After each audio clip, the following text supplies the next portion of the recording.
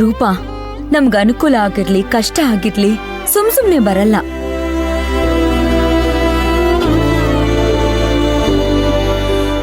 ಆ ದೇವ್ರು ಅದ್ರ ಮೂಲಕ ನಮ್ಗೇನೋ ಒಂದ್ ಸಂದೇಶ ಕೊಡ್ತಾ ಇರ್ತಾನೆ. ನೋವೇ ಇಲ್ದಿರೋ ಬದುಕಲ್ಲಿ ಉತ್ಸಾಹ ಇರಲ್ಲ ರೂಪಾ. ಅಂತ ಬದುಕು ಬೇಗ ಸಾಕು ಅಂತ ಅನ್ಸ್ಬಿಡುತ್ತೆ. ನೋಡು, ನಿನ್ ಮನ್ಸಿಗೆ ಬೇಜಾರ್ ಮಾಡ್ಕೊಳ್ಳೋದು ಅಳೋದು ಇದೆಲ್ಲ ಏನು ಮಾಡ್ಬೇಡ. ಈ ಕರ್ಮ ಕಳೆದ್ಮೇಲೆ ಎಲ್ಲ ಸರಿ ಹೋಗುತ್ತೆ. ಮತ್ತೆ ನಾವೆಲ್ರೂ ಮೊದ್ಲಿನ ಹಾಗಾಗ್ತೀವಿ. ಈಗ ನೀನ್ ಊಟ ಮಾಡು. ಬೇಡ ಅಮ್ಮೋರೆ, ನನ್ಗೆ ಹಸುವಿಲ್ಲ.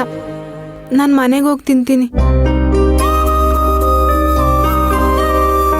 ರೂಪಾ, ಆಲ್ರೆಡಿ ಕತ್ಲಾಗಿದೆ. ಈ ಕತ್ಲಲ್ಲಿ ನಿನ್ ಮನೆಗೆ ಹೇಗೆ ಹೋಗ್ತೀಯಾ? ಇಲ್ಲೇ ಇರು, ನಾಳೆ ಹೋದ್ರೆ ಆಯ್ತು. ಮನೆಯವರು ನೈಟ್ ಶಿಫ್ಟ್ ಹೋಗಿದ್ದಾರೆ, ಮಕ್ಕಳು ಮಾತ್ರ ಮನೇಲಿದ್ದಾರೆ. ಊಟ ಮಾಡ್ಕೊಂಡು ಹೋಗ್ಬೋದಲ್ವಾ? ಬೇಡ ಯಜಮಾನ್ರೆ, ನನಗೆ ಊಟ ಮಾಡೋಕ್ಕಾಗ್ತಾ ಇಲ್ಲ. ರೂಪಾ, ನಾನೇ ತಿನ್ನಿಸ್ತೀನಿ, ಎಲ್ಲ ಸೇರುತ್ತೆ. ಊಟ ಮಾಡು. ತಗೊಳ್ಳಿ ಅಶೋಕ್, ನೀವನು.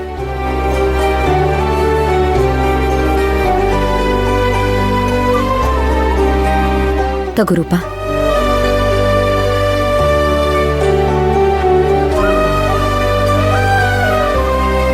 ರೂಪಾ, ಯಾಕೆ ಅಳ್ತಿದ್ಯಾ ಮತ್ತೆ? ಊಟ ಮಾಡ್ಬೇಕಾದ್ರೆ ಕಣ್ಣೀರ್ ಹಾಕೊಂಡು ಊಟ ಮಾಡಬಾರ್ದು.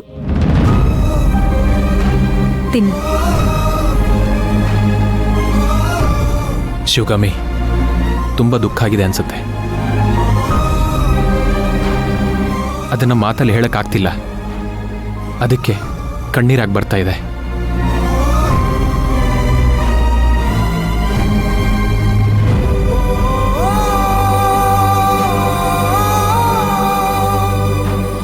ರಕ್ತ ಸಂಬಂಧಿಯಾಗಿರೋ ಅಭಿರಾಮಿನೇ ನನ್ ಬಗ್ಗೆ ಚಿಂತೆ ಮಾಡ್ಲಿಲ್ಲ.